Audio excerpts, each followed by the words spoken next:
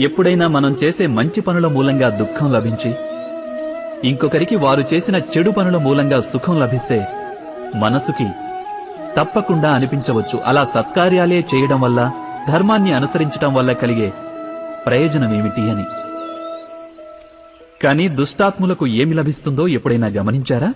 దుష్టకార్యాలు తలపెట్టే వారి హృదయం ఎప్పుడూ అల్లకల్లోలంగా, ఎంతో చిరాకుగా ఉంటుంది. ఆ మనసులో అనుక్షణం కొత్త కొత్త సంఘర్షణలు ఉద్భవిస్తుంటాయి. అపనమ్మకం వారిని జీవితాంతం వెంటాడుతూ ఉంటుంది. ఇదేనా సుఖమంటే?